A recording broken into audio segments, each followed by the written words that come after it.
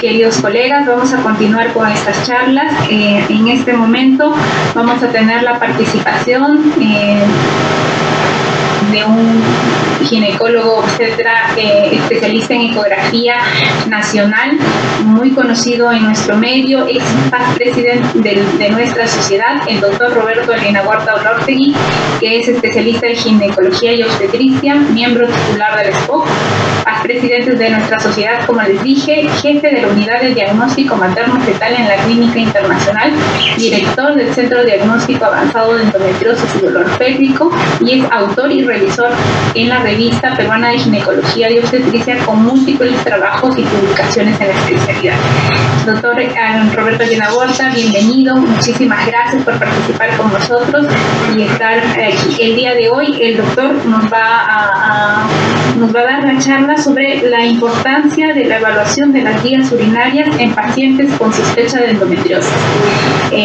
Doctor, continúe con su exposición. Vamos a hacer en esta parte de la charla una pequeña diferencia. Después de la charla del doctor Albina Huerta vamos a tener la charla del doctor Alcázar, y al final vamos a hacer una conversación de todo el tema de ecografía en endometriosis. Muchas gracias, doctora Albina Huerta. Muy buenos días, doctora Torres. Gracias más bien a la Sociedad Peruana de Ultrasonido en Obstetricia y Ginecología por la invitación. Gracias al doctor Walter Ventura y felicitarlo por la organización de este congreso. Yo sé el trabajo y el esfuerzo que demanda, y más aún en estas circunstancias difíciles que estamos pasando. Para mí es un verdadero honor compartir este simposio con especialistas de talla mundial, ¿no?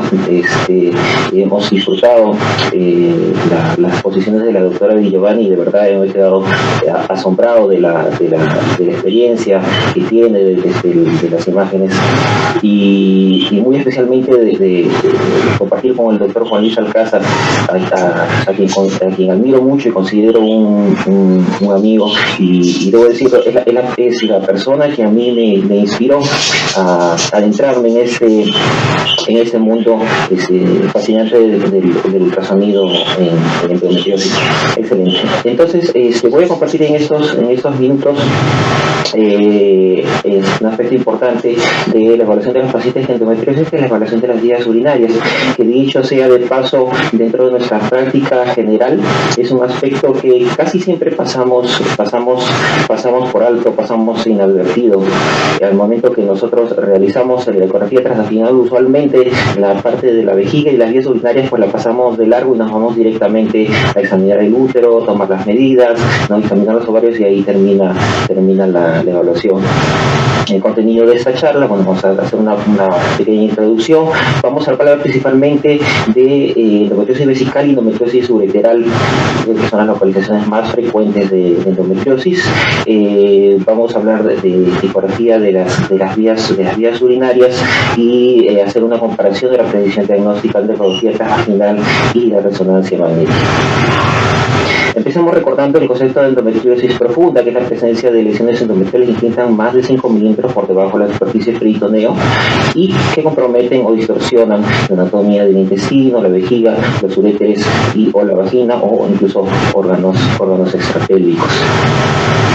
Adentrándonos ya en el tema de la endometriosis del tracto urinario, tenemos, digamos, el preconcepto, ¿no?, de que la endometriosis que afecta a las vías urinarias pues es extremadamente raro. Por lo menos esa es la idea que yo manejaba desde mis tiempos de la residencia, ¿no? Actualmente se estima, ¿no?, que la afectación del tracto urinario puede afectar entre el 0.3 y el 12% de todos los casos de endometriosis, dependiendo de la publicación, y que esa prevalencia aumenta, ¿no? Se ha reportado entre 20 y hasta 50% en pacientes que tienen endometriosis profunda. Hay que recordar que es la segunda localización más frecuente de endometriosis pélvica extragenital, luego del tracto gastrointestinal. Y como les decía, la vejiga y el uréter son las localizaciones más frecuentes de endometriosis profunda, ¿no?, siendo el 80% de las localizaciones pues afectando a la vejiga, que es lo más frecuente. Muy raro que afecte el riñón, ¿no?, y la uretra. Es muy importante mencionar lo que ya escuchamos en la charla de la doctora Di Giovanni, que el compromiso del ureter puede producir obstrucción, puede producir hidronefrosis y llevar a la paciente a la insuficiencia renal.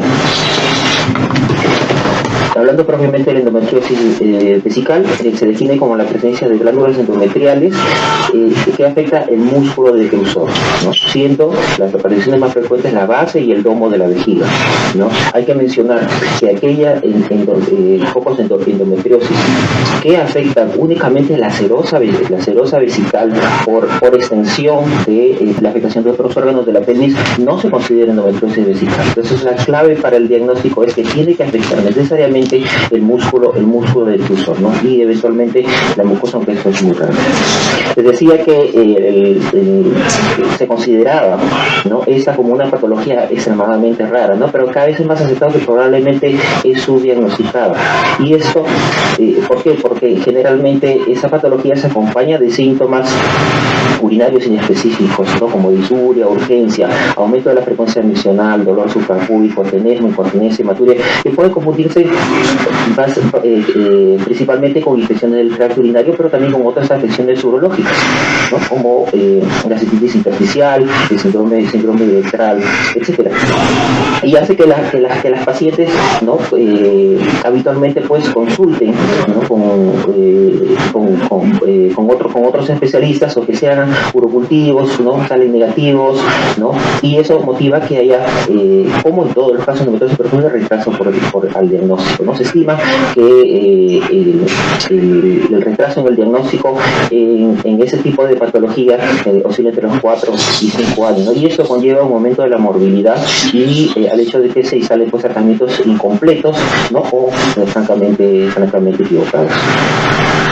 Por su parte, la endometriosis ureteral es típicamente asintomática, porque puede, por ese motivo, ¿no?, simplemente por su curso silente, ¿no?, conducir a la pérdida de función renal por causa obstructiva.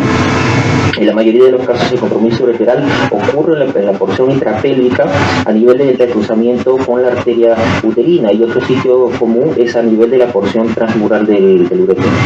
En cuanto a la afectación, existen dos tipos de afectación ureteral, la extrínseca y la intrínseca, siendo la primera la más común, afectando entre el 70-80% de los casos. Y en el compromiso intrínseco hay invasión de la capa muscular o de la mucosa, no pudiendo haber incluso proyección intraluminal.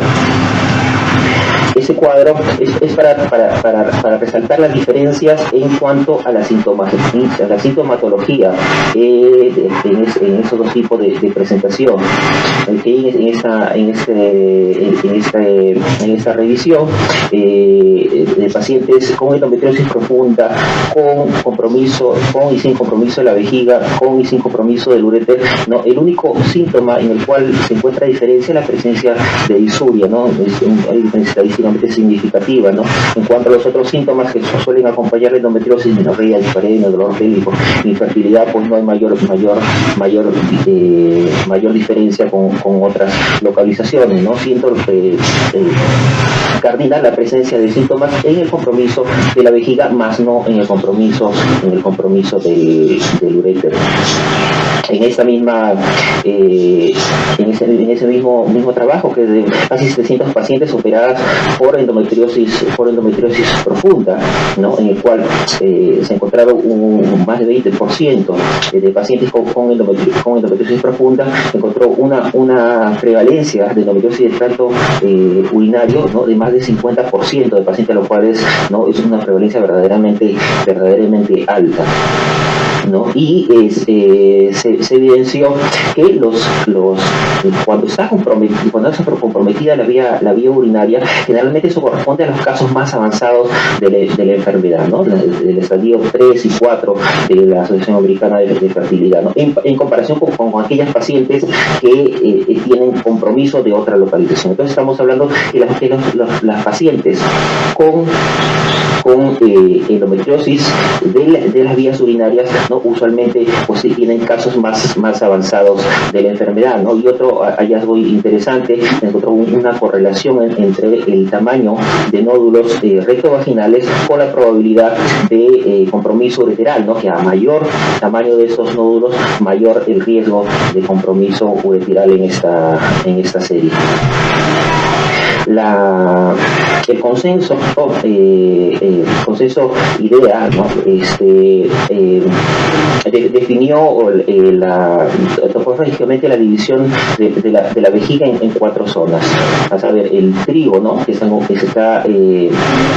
que se extiende desde la uretra hasta los meatos ureterales, la zona de la base que sigue a continuación y cuyo límite con el domo es la plica ureterovesical, o sea, el repliegue del peritoneo, ¿no? La parte superior de la vejiga viene a corresponder el domo y la porción que queda fuera del peritoneo es la porción extraabdominal, ¿no? Como habíamos adelantado. Estas 2 zonas, tanto el domo como la base de la vejiga, son los sitios donde la localización de endometriosis vesical es más frecuente.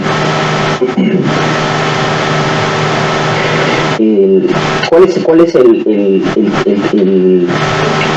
el papel que cumple la ecografía en el diagnóstico de endometriosis vesical?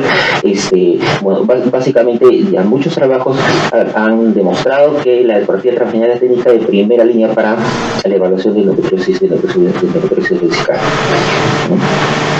La ecografía transabdominal, ya lo mencionó la doctora Giovanni en su exposición, es muy importante y no debemos olvidar el examen de los riñones principalmente, porque podemos dar con la sorpresa, ¿no? Incluso, como ya he mencionado, en pacientes que no tienen dilatación ureteral, pues tener el hallazgo de hidronefrosis. Como cualquier técnica diagnóstica, existen falsos positivos y falsos negativos aún en los centros especializados, ¿no? Básicamente los falsos negativos están relacionados con el tamaño de los nódulos, ¿no? Hay una publicación en la cual se menciona que nódulos menores de 3 centímetros, pues la sensibilidad de la ecografía transvaginal pues disminuye, ¿no? Y eso, bueno, básicamente favorece pues otras técnicas de imagen, ¿no? Para nódulos muy pequeños. Y en cuanto a los falsos positivos, pues son extremadamente raros pues en manos experimentadas, pues que una lesión que tenga la apariencia de un nódulo pues y que no lo sea. Otro aspecto importante, y ya lo mencionaron en la discusión, es para la evaluación de la vejiga, el llenado no tiene que ser ni mucho ni poco, que no tiene que estar completamente llena, ¿no? Porque lo que va a pasar cuando se llena demasiado la vejiga, bueno, primero que la parte del domo pues va a salir algunas veces del campo de visión, y otro que al estirarse completamente aquellos nódulos que sean muy pequeños pues se van a estirar, se van a adelgazar y no los vamos a ver. Y tampoco se puede hacer el examen con la vejiga vacía, porque al estar replegada todo el tejido, pues va a estar artificialmente, vamos a ver engrosada la pared vesical y no vamos a poder hacer una buena evaluación. ¿Cómo se realiza la evaluación? Se coloca el transductor en el fondo del saco anterior y se realiza solamente un barrido de lado a lado para visualizar la mucosa y la musculares con el propósito de encontrar las lesiones típicas, que básicamente es un engrosamiento focal con lesiones hipoicoicas, lineales o nodulares, ¿no? Que estas típicamente tienen la forma esférica o en forma de coma. La forma de medir los nódulos, pues como todas las localizaciones, se hacen los 3 panos ortogonales, y es importante medir la distancia entre la lesión y los orificios ureterales, ¿no? Aquí, para mostrar ese ejemplo, la vejiga, como decía, no tiene que estar tan llena. Es importantísimo identificar la uretra, ¿no? Porque eso va a ser nuestra guía para definir cuando estamos en la línea media y poder definir las zonas en las cuales está dividida la vejiga, ¿no? Si miramos aquí cuidadosamente, acá, ¿okay? Vemos esta zona que vendría a ser el trigo, ¿no? Y vemos como una pequeña elevación, ¿no? Esta elevación son los meatos ureterales, y los vamos a encontrar cuando hacemos el barrido de transductor hacia la derecha, hacia la izquierda, ¿no? Y eso va a definir, como les decía, sería la zona del trigo, ¿no? La base va a ser toda esta zona que comprende hasta el peritoneo anterior, y esa parte que corresponde al domo, ¿no? Lo que sí, a continuación, una vez que uno se ha identificado las estructuras de la pirámide media, es hacer un barrido al lado derecho, al izquierdo, para poder examinar cuidadosamente las paredes vesicales. Estos son algunos ejemplos, ¿no? de la literatura, lo que es, ¿no? una vejiga normal. Aquí el ejemplo de algunos nódulos en la base de la vejiga, ¿no? Aquí otro más arriba en el domo, ¿no? Y ese nódulo más grande también en la base de la vejiga, ¿no? Y así es como se ve, ¿no? Se ve en este video, ¿no? Aquí está el útero, esa es la vejiga, la pared se puede ver aquí, ¿no? Y caso que es nuestro, ¿ok? ¿No? Se ve acá el engrosamiento de la pared vesical y la presencia de este nódulo hipocogénico nodular esférico de apariencia heterogénea. En cuanto a la evaluación de los uréteres, sabemos que son estructuras hipocoicas tubulares que miden entre 20 y 30 centímetros y que tienen una porción abdominal y una porción pélvica. La dificultad de examinar los uréteres es porque su volumen es virtual. Entonces, normalmente, y para el ojo no experimentado, pues no lo vemos, ¿no? Histológicamente, recordar que tiene 3 capas: mucosa muscular y una adventicia externa. Lo que examinamos básicamente por la ecografía transvaginal es el segmento pélvico. Y para examinarlo movilizamos transductor desde la línea media hacia las paredes laterales de la pelvis, y haciendo una rotación hacia adentro, visualizamos primero la porción transmural, es decir, la porción que está dentro de la pared de la vejiga y que corre desde hasta los meatos ureterales, ¿no? Y a continuación seguir su recorrido desde la cara lateral hacia los vasos ilíacos comunes, ¿no? Debemos buscar el movimiento del uréter, el movimiento de retracción, ¿no? O poner el Doppler para confirmar que no es un elemento vascular, para confirmar que lo que estamos viendo es el uréter, ¿no? Y el objetivo es seguir su trayecto lo más proximalmente posible en la dirección de su origen, ¿no? Valorando la dilatación, la posición, ¿no? Si está desplazado hacia el nodo, como lo ha mostrado la doctora en sus diapositivas, para detectar cualquier asimetría y eventualmente la presencia de nódulos, ¿no? Que aparecen como lesiones hipocoicas alrededor del curso del uréter. En un estudio observacional se encontró que una dilatación de 6 milímetros en el diámetro del uréter, ¿no? Se encontraba en todos los casos en los cuales se confirmó dilatación ureteral en la cirugía. La presencia de nódulos en el ligamento útero-sacro, especialmente mayores de 17 milímetros, puede despertar la sospecha de compromiso ureteral. Aquí, para recordar la anatomía, vemos el trayecto del uréter, ¿no? Ingresa a la pelvis a nivel de la bifurcación de las arterias ilíacas, corre por detrás del ovario, ¿ok? ¿No? Sigue y va a cruzar el ligamento ancho a nivel de ese cruzamiento con las arterias uterinas, ¿no? Por eso es bien importante examinar esta zona donde también vamos a encontrar los ligamentos uterosacros, ¿no? Porque en esa zona puede haber compromiso, puede haber obstrucción o por compresión extrínseca o intrínseca, y básicamente la entrada al meato ureteral, ¿no? Esquemáticamente, ¿no? Lo vemos así, ¿no? Cruzando las venas ilíacas, pasando detrás del ovario, ¿no? El intercruzamiento con las arterias uterinas, y donde más frecuentemente ocurre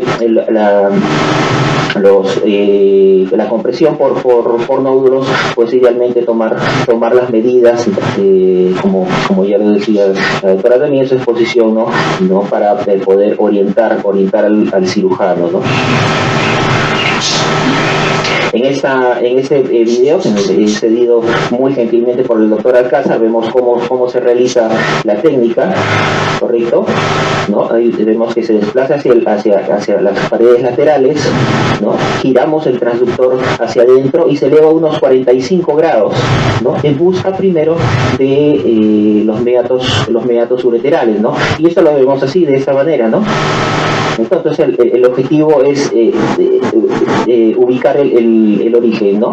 El origen, vemos acá esta estructura tubular, ¿no? Que vemos en movimiento de rectación, ¿no? Y la salida del flujo de orina del jet, ¿okay? Dentro de la vejiga, y a partir de aquí nosotros vamos siguiendo su curso, ¿no? Y podemos ver, ¿no? Aquí en esta imagen, ¿no? Que pasa por detrás del ovario, esta imagen que está aquí rectando, ¿no? Que lo vamos a ir siguiendo y lo podemos ver normal, o podemos ver también dilataciones, como en este caso, ¿no? Es un caso de un endometrioma, ¿no? Y fíjese el uréter, ¿no? La diferencia, ¿no? Es objetiva, ¿no? Hay una dilatación, nos está hablando que hay una obstrucción a ese nivel. Y ahí, en cuanto a la precisión diagnóstica de la ecografía transvaginal, en el diagnóstico de endometriosis ureteral, pues hay varias series publicadas, vale decir que no son muy grandes. Pero básicamente coinciden en que la precisión diagnóstica es muy alta, ¿no? Estamos hablando entre el 98 y el 100%, aunque la sensibilidad varía de acuerdo al operador, ¿no? Hay trabajos que reportan una sensibilidad pues alrededor del 20-25%, como un trabajo que realizó el doctor Mauricio León en Chile, ¿no? O puede ser pues como el grupo del doctor Guerriero, que reporta valores de sensibilidad y especificidad de 100%, ¿no? Verdaderamente pues en manos expertas, cuando sale que el diagnóstico es muy preciso. En esa revisión sistemática, por el grupo del doctor Guerriero, el grupo del doctor Alcázar, ¿no? Se evaluaron 8 estudios, ¿no? Que tenían que sean más o menos homogéneos, encontraron una sensibilidad del 60%, 100% de especificidad para el diagnóstico de endometriosis de la vejiga, ¿okay?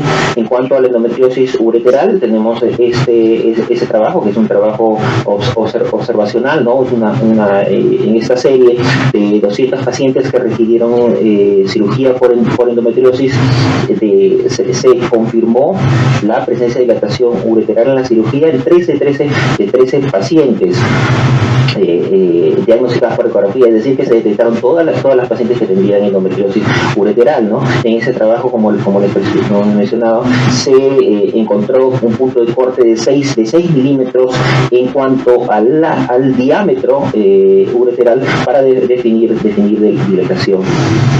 Y un hallazgo muy importante de esta serie es que no todas las pacientes con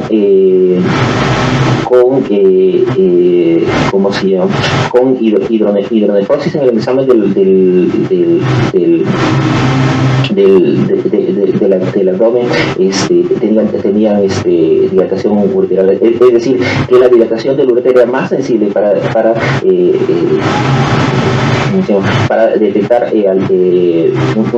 una obstrucción que la presencia de hidronefrosis, ¿no? Porque solo el 50% de las pacientes con dilatación ureteral pues presentaron hidronefrosis. En comparación, la precisión de la resonancia magnética, bueno, también es muy buena, ¿no? Estamos hablando de valores de sensibilidad entre los 80 y 100%, especificidad de 100%. De hecho, es una técnica de imágenes que debe considerarse como de segunda línea, ¿no? En ese cuadro se comparan los niveles de evidencia y grado de recomendación. Es una revisión de la Asociación Europea de Urología, ¿no? Que lo que nos dice sobre la ecografía transvaginal, ¿no? Que es exactamente precisa, es no invasiva, es costo efectiva y permite la estimación de la distancia entre los orificios ureterales y los bordes de los nódulos, ¿no? Por tanto, debe considerarse, como habíamos adelantado, la técnica de primera línea para la evaluación de endometriosis vesical, ¿no? El nivel de evidencia es 1A, grado de recomendación A, los más altos. Con respecto a la resonancia magnética, pues comparte pues el hecho de que es altamente efectiva como la ecografía transvaginal, pero no es costo efectiva, ¿no? Y por tanto, lo que concluye en esta revisión es que no deberíamos considerarla dentro de nuestra práctica rutinaria clínica, o sea, no ir de frente a la resonancia, salvo algunos casos, ¿no? debemos considerar a la ecografía, como yo decía, la técnica de primera línea. Compartirles un poco de experiencias. Este es un caso que ya nos han aceptado para publicación en la revista de la Sociedad Peruana de Ginecología y Obstetricia, ¿no? Donde resaltamos básicamente lo que ya se había mencionado, ¿no? Que el manejo tiene que ser multidisciplinario. Es una enfermedad que es multisistémica, entonces no podemos manejarla solos, sino tenemos que contar con un equipo que nos apoye de acuerdo a la extensión de la enfermedad. Esta es una paciente que tenía los síntomas típicos y específicos de las vías urinarias, y en una ecografía se encontraron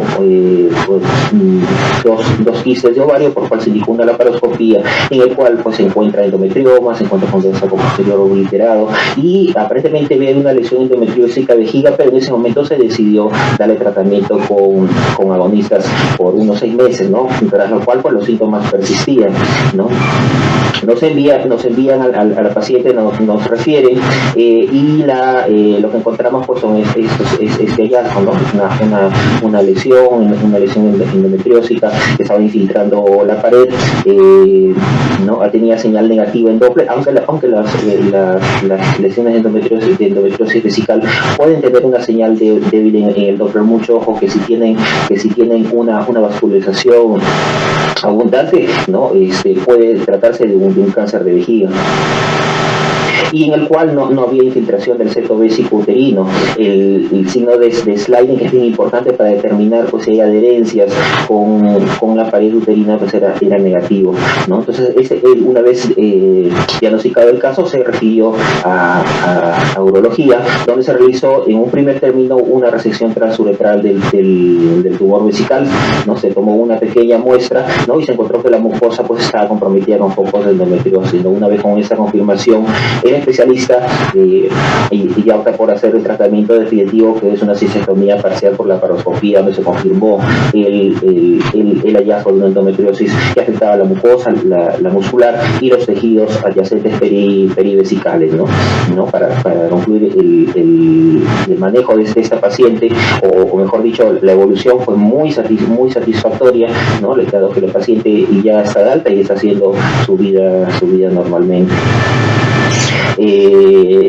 Quiero compartirles también pues nuestra pequeña pero significativa experiencia, en la cual ya tenemos pues algunos casos, ¿no? De diferentes locaciones de endometriosis profunda, y creo yo que estamos en una etapa que es de divulgación, ¿no? En dar a conocer, ¿no? que es posible hacer esas evaluaciones en nuestro medio, ¿no? Y que simplemente pues es el hecho de formar grupos y de ganar experiencia. Yo vengo hablando de endometriosis profunda en el curso de los dos últimos años, y veo que cada vez hay más interés en ese tema.